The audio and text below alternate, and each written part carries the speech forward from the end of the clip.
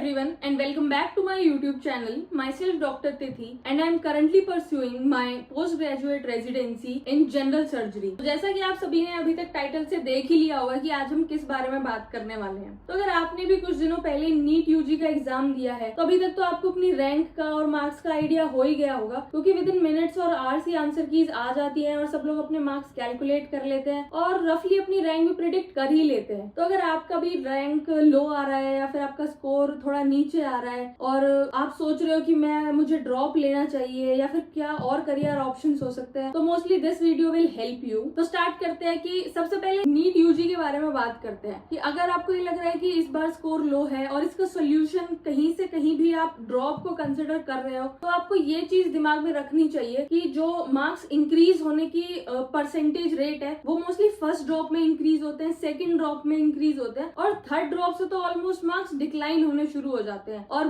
As a doctor मैं suggest नहीं करूंगी कि आप इतने सारे ड्रॉप्स लेके, कुछ लोग तो 5 से 6 साल तक का ड्रॉप लेते हैं नीट यूजी क्रैक करने के लिए। It's really not worth it. अगर आपने पीसीबी लिया है ना 12th में, तो और इतने सारे करियर ऑप्शंस है ना कि आप एक्सप्लोर करने जाओगे तो यू विल बी कंफ्यूज्ड कि अरे व्हाट टू चूज। आप सबको लगेगा कि मेरे लिए तो ये चीज कहना बहुत आसान है क्योंकि मैं तो डॉक्टर बन गई ना और मुझे फर्क नहीं पड़ेगा कि आपका सपना पूरा हो या ना हो। आप सब लोग सोचोगे वही बात है, मिल जाए तो मिट्टी, खो जाए तो सोना, पर ऐसा बिल्कुल भी नहीं है। आज मैं आपको इतने सारे एक्साइटिंग करियर अपॉर्चुनिटीज बताऊंगी ना पीसीबी से रिलेटेड कि आप सही में रीथिंक करोगे। और ऐसा नहीं है कि बस डॉक्टर बनना ही एक रेप्यूटेबल या फिर एक सक्सेसफुल करियर ऑप्शन है, इसके अलावा भी बहुत सारी चीजें हैं। क्या डॉक्टर्स के अलावा और किसी करियर में लोग सक्सेसफुल नहीं हो रहे? क्या किसी और चीज में लोग पैसा नहीं बना रहे? क्या या कोई और चीज इतनी रेप्यूटेबल नहीं है क्या? तो आज जो भी ये फैक्टर्स है ना, आज हम रफली इन सभी के बारे में बात करेंगे। तो सबसे पहले अगर आपका नीट स्कोर लो है और आप ऑल्टरनेटिव्स ढूंढने जाते हो that how to become a doctor और how to get into the MBBS, तो सबसे पहला ऑप्शन आता है कि प्राइवेट से कर ले क्या। और मैं सही बता रही हूँ, as my personal experience private college से एमबीबीएस करना इज रियली वर्थ इट। पर उस बारे में हम वीडियो को भी और बाद में बताएंगे। आज हम डिस्कस करते हैं कि और क्या ऑप्शंस हैं एमबीबीएस के अलावा। तो सबसे पहले हम उन करियर ऑप्शंस के बारे में बात करेंगे जिनको परस्यू करने के बाद आपके नाम के आगे लग सकता है डॉक्टर। इसलिए ज्यादा इंपॉर्टेंट होता है क्योंकि एमबीबीएस इज द डिग्री जो आपके नाम के आगे वो डॉक्टर टैग देती है, जो आपको एक रेप्यूटेबल पोजीशन देती है सोसाइटी में। तो सबसे पहले हम उन्हीं करियर ऑप्शंस के बारे में बात करेंगे। और आगे बढ़ने से पहले मैं आपको एक और बात समझाना चाहूंगी। चाहे आप कोई भी अपनी लाइफ में करियर ऑप्शन परस्यू कर रहे हो, आप कोई भी डिग्री ले रहे हो, एक बात आपको अपने दिमाग में स्टार्टिंग से ही रखनी चाहिए कि एट द एंड आपकी डिग्री मैटर नहीं करती, आपकी पढ़ाई मैटर नहीं करती। जो चीज मैटर करती है द मोस्ट वो है the skill set of yours. अगर आपका स्किल सेट अच्छा है ना, तो आप कोई लो पेइंग जॉब भी परस्यू करोगे ना, उसमें भी आप बहुत अच्छा अर्न कर सकते हो। और वहीं अगर आपका स्किल सेट बहुत एवरेज है ना, तो आप एमबीबीएस करके भी इतना अच्छा अर्न नहीं कर सकते हो। तो सबसे ज्यादा जो इम्पोर्टेंट चीज हो जाती है ना, वो हो जाता है आपका स्किल सेट। तो चाहे आप कोई भी करियर ऑप्शन चूज करो, प्लीज एक चीज अपने दिमाग में जरूर रखना कि आप अपना स्किल सेट जरूर डेवलप करो। तो स्टार्ट करते हैं। सबसे पहला ये डॉक्टर टैग लिस्ट में जो हमारे पास करियर ऑप्शन आता है वो आता है बीडीएस का, that is bachelor of dental sciences. और इसके बाद आप अपना एमडीएस परस्यू कर सकते हो, आप ओएमएफएस सर्जन बन सकते हो। और जैसा कि आप सभी को पता है कि आजकल लोग कितने ज्यादा कॉन्शियस और अवेयर हो चुके हैं अपनी स्माइल को लेकर, टीथ अलाइनमेंट्स को लेकर, डेंटल हाइजीन को लेकर। जैसे जैसे लोगों के बीच में इस सब चीजों को लेकर अवेयरनेस बढ़ रहा है ना, वैसे ही डेंटिस्ट्री का स्कोप भी बढ़ रहा है। तो अगर आप बीडीएस परस्यू करते हैं ना, then trust me you won't regret in life. अब उसके बाद हम आगे प्रोसीड करते हैं बीएएमएस और बीएचएमएस के साथ। इनका फुल फॉर्म है bachelor in Ayurvedic medicine and surgery and bachelor in homeopathic medicine and surgery. जैसा कि आप सभी को पता ही होगा, या आप अपने सराउंडिंग एनवायरनमेंट में भी देख सकते हो कि आजकल बहुत सारे लोग बहुत सारी स्पेसिफिक डिजीजेस के लिए आयुर्वेदिक और होम्योपैथिक मेडिसिन प्रेफर करते हैं as compare to allopathic medicine, क्योंकि एलोपैथिक मेडिसिन के अपने सेट ऑफ साइड इफेक्ट्स होते हैं और होते तो खैर इन दवाइयों के भी हैं, बट लोग इन्हें ज्यादा प्रेफर कर रहे हैं आज के टाइम में सिर्फ स्पेसिफिकली कुछ डिजीजेस के लिए। तो अगर आपको डॉक्टर बनना है और नीट स्कोर काफी लो है, देन ट्रस्ट मी ये दोनों ऑप्शंस भी डॉक्टर बनने के लिए बहुत ही ज्यादा अच्छे हैं, आने वाले टाइम के लिए भी और अभी के लिए तो आप अपने सराउंडिंग एनवायरनमेंट में देख ही सकते हो। उसके बाद हम बात करते हैं बीवीएससी की, that stands for bachelor in veterinary sciences. Tier 1 cities में तो आप लोगों को पता ही होगा कि लोग अपने पेट्स को लेके कितने ज्यादा सेंसिटिव हो चुके हैं, उनकी वैक्सीनेशन को लेके, उनकी और ज्यादा बीमारियों को लेकर। तो जैसे जैसे ये सब ट्रेंड्स और अवेयरनेस टियर 2 और टियर 3 सिटीज में बढ़ेगा ना, वैसे ही वेटनरी साइंसेज का जो स्कोप है वो टियर 2 और टियर 3 सिटीज में आने वाले वाले टाइम में काफी बूम करने वाला है। तो नेक्स्ट हम प्रोसीड करते हैं बीपीटी की तरफ, that is bachelor in physiotherapy. BPT करने के बाद आप अपनी पोस्ट ग्रेजुएशन परस्यू कर सकते हैं एमपीटी में। उसमें भी काफी ज्यादा ब्रांचेस हैं, जैसे कि स्पोर्ट्स रिहेबिलिटेशन है, न्यूरो है, ऑर्थो है।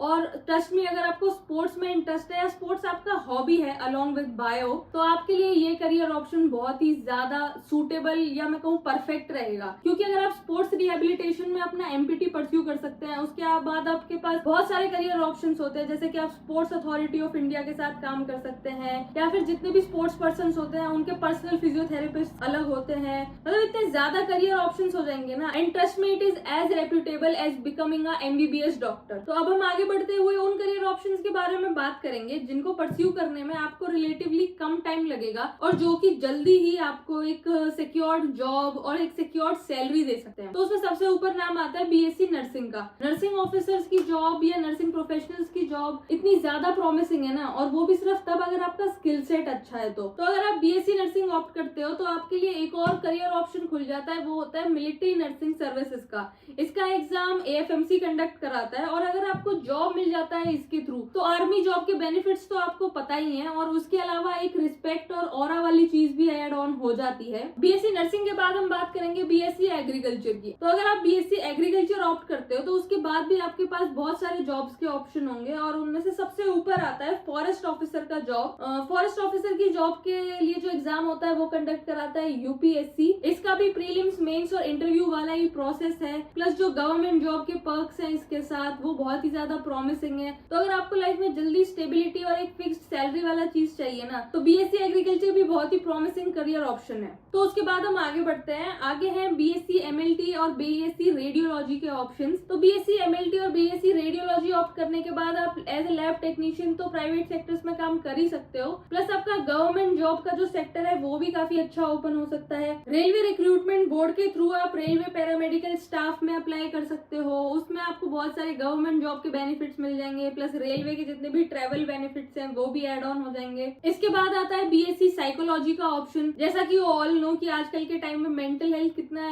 सीरियस इशू हो चुका है, और उसके बारे में अवेयरनेस भी कितनी ज्यादा बढ़ रही है। अगर आप बीएससी साइकोलॉजी ऑप्ट करते हो तो उसके बाद आप अपनी पोस्ट ग्रेजुएशन और पीएचडी कंप्लीट करने के बाद आपके पास बहुत सारी जॉब्स की अपॉर्चुनिटी होगी, जैसे कि काउंसलर्स का जॉब। और जैसे कि आपको पता ही है आजकल तो स्कूल्स, कॉलेजेस, हर जगह काउंसलर्स का कितना नीड रहता है। उसके अलावा आप बीएससी न्यूट्रिशन का भी ऑप्शन एक्सप्लोर कर सकते हो, क्योंकि आजकल सभी हॉस्पिटल्स में एक न्यूट्रिशनिस्ट की जरूरत होती ही होती है, और कॉर्पोरेट हॉस्पिटल्स में तो ये चीज बहुत मैंडेटरी भी हो चुकी है। एंड ट्रस्ट में आने वाले टाइम में इस जॉब की डिमांड बढ़ने ही वाली है। तो अगर आप एक relatively hassle free secure job चाहते हो ना, तो न्यूट्रिशनिस्ट का जॉब भी बहुत अच्छा ऑप्शन है। इसके बाद हम आगे बढ़ते हैं हॉस्पिटल मैनेजमेंट की तरफ। जैसा कि आपने कॉर्पोरेट हॉस्पिटल्स में देखा ही होगा कि डॉक्टर्स के अलावा भी हॉस्पिटल मैनेजमेंट का एक वर्क फोर्स रहता है जो कि डॉक्टर्स को मैनेज करता है कॉर्पोरेट हॉस्पिटल्स में। तो अगर आपको हॉस्पिटल मैनेजमेंट में इंटरेस्ट है तो आप बीबीए इन हॉस्पिटल मैनेजमेंट भी ऑप्ट कर सकते हो। उसके अलावा लास्ट में आते हैं मेरे फेवरेट एरिया ऑफ इंटरेस्ट की तरफ। अगर आपको रिसर्च में इंटरेस्ट है, या अभी आपको इतना पता नहीं है रिसर्च के बारे में, बट ये जॉनर आपको फैसिनेट करता है, तो फिर आप एक्सप्लोर कर सकते हो बीटेक इन बायोटेक्नोलॉजी। तो अगर आपको रिसर्च में इंटरेस्ट है, या फिर रिसर्च वर्ड सुनते ही आप एकदम फैसिनेट हो जाते हो, या आप अपने आपको आने वाले टाइम में as a research scientist imagine करते हो, तो आप एक्सप्लोर कर सकते हो बीटेक इन बायोटेक का ऑप्शन, या फिर बीएससी फ्रॉम आईआईएसईआर का option. Overall India total 7 IISER के सेंटर्स हैं, और रिसर्च वाला ऑप्शन चूज करने से पहले आपको अपने माइंड में एक चीज पहले ही सोच के रखनी पड़ेगी